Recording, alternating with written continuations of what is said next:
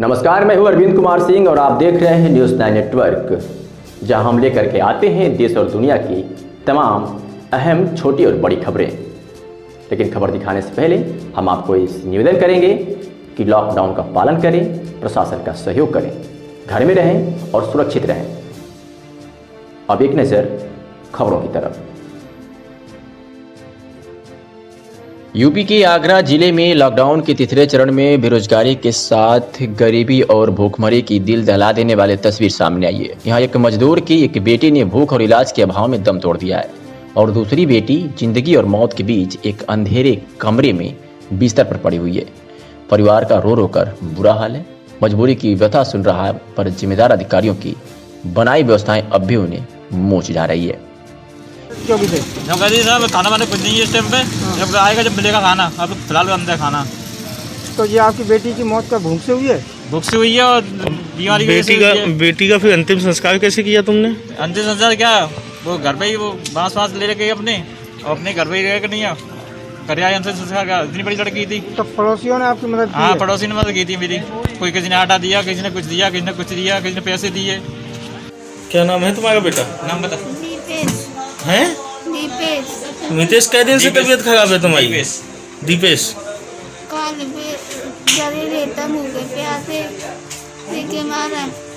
क्या क्या तबीयत खराब है, क्या हो गया है? तबीयत बताना, क्या खराब है? तबीयत खराब है हमारी। क्या हो गया, बुखार आ रहा है? नहीं। एक बहन मेरी मर गई थी उसके प्यार से ही। और तुम्हें क्या दिक्कत है, तुम्हें क्या हो गया है? खून का पानी होगा, कुछ है नहीं इसमें। ब्लड नहीं है इसकी, बॉडी पीली पड़ी है। खून का पानी हो गया, ऐसी वो लड़की मर गई। तो इसको दिखाया किसी डॉक्टर को? कहीं लेके कहा जाऊँ, पैसे नहीं है डॉक्टर के पास, कहाँ पे लेके जाऊँ? एक किराए के कमरे में बिना बल्ब के एक 13 साल की मासूम बिस्तर पर आधी बेहोशी की हालत में पड़ी है। मुंह पर मां के हाथ का बना पुराने कपड़ों का गंदा सा मास्क है और जबान पर बहन भूखी प्यासी बीमारी से मार गई, अब मेरा नंबर है के अलावा कोई शब्द नहीं है। पास ही दो छोटे छोटे मासूम निशब्द भोजन की आस में इधर उधर नजरें दौड़ा रहे हैं और शायद वो सोच रहे हैं कि अब बहन मरेगी तो उन्हें खाना मिलेगा। कुछ लोगों से मिली राशन की मदद को हाथ में लिए बीमार मां गैस के खाली सिलेंडर और कभी पति को निहार रही है कि वो अब आखिर कैसे इस राशन को रोटियों का रूप देकर सबके पीठ की आग बुझाए। इन सब के बीच गरीब मजदूर बाप आंखों में आंसू ये सोच रहा है कि एक बेटी तो चली गई और वो दूसरी को खाली जेब के दम पर कैसे बचाए और बाहर पुलिस के सख्त पहरे के बीच कैसे परिवार के लिए चूल्हा जलाने को बाहर जाकर लकड़ियां बीन कर लाए। वैष्णवी नाम था। कब खत्म हुई? ये 28 तारीख को क्यों खत्म हुई थी?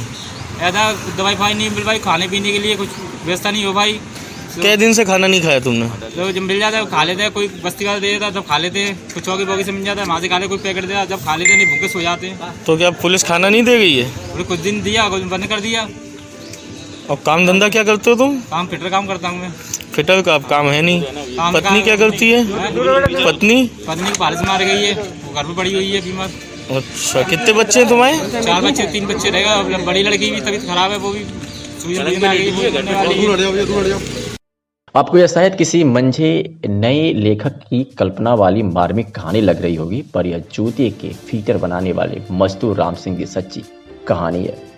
जूते के फीटर बनाने वाले राम सिंह का पहले थाना न्यू आगरा क्षेत्र के कौशलपुर में मकान था, पर पत्नी बबीता को अचानक फालिस मार गई और बुरे वक्त में वो मकान बिक गया। और इसके बाद राम सिंह वाटर वर्क्स चौराहे पर लाल मस्जिद के पास मलिन बस्ती में किराए के एक कमरे में आ गया।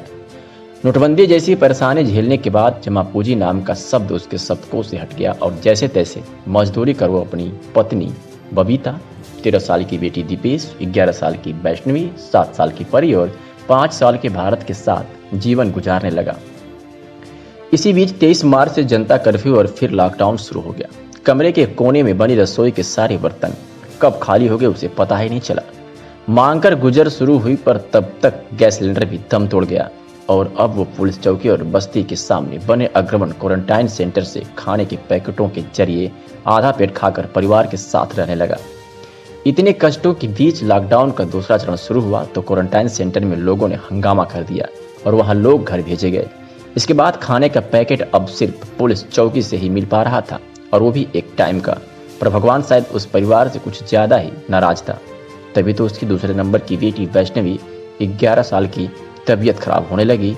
उसका खून पानी जैसा होने लगा और शरीर पीला पड़ गया। मजबूर राम सिंह ने उसकी भरपेट भोजन न दे पाया और न ही उसकी कंगाल जी बेटे का इलाज करवा पाई। बतौर राम सिंह 28 अप्रैल को वैष्णवी ने भूख और इलाज के अभाव में दम तोड़ दिया। लोगों ने थोड़ी थोड़ी लकड़ी दी और जैसे तैसे यमुना के घाट पर उसके शरीर को आग के हवाले कर दिया गया। इसके बाद उसकी बड़ी बेटी दीपेश को भी वैष्णवी जैसी बीमारी के लक्षण दिखने लगे और वो भी चारपाई पर आ गई। काफी प्रयास के बाद भी सरकारी हेल्पलाइन नंबरों से कोई मदद नहीं मिली, और आज जब उसकी मृतक बेटी के विद्यालय के प्रिंसिपल ने पिता को फोन कर बेटी के ऑनलाइन पढ़ाने के लिए उनके पास फोन होने की जानकारी मांगी, तो मासूम बच्चे की मौत की जानकारी उन्हें हुई। उनके द्वारा जब यह बात कुछ समाजसेवियों तक पहुंची तो उन्होंने राशन और कुछ पैसों की व्यवस्था कर दी, पर सख्ती के डर से उनकी भी हिम्मत नहीं हुई कि वो इलाज के लिए बच्ची को ले जाए। परिवार के पास इस समय बस आंसू है जिनसे वो अपने दिल को दिलासा दे रहा। बबीता तुम्हारी बेटी है ये? कितने दिन से बीमार है ये? 1-1.5 महीना हो गया। लड़की खत्म हुई ना जल्दी से।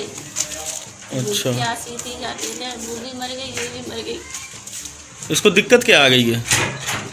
पता नहीं है। ट्रीटमेंट चल रहा था उसमें। हाँ, सूजन आ रही है, खून का पानी हो गया ऐसे।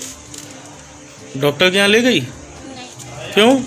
ऐसी नहीं है, खाने पीने का नहीं है तो कहाँ पर लेना है। जाने नहीं दे रहे हैं, गए भी एक आध बार तो पुलिस वाले मांगते हैं, फिर जाते हैं।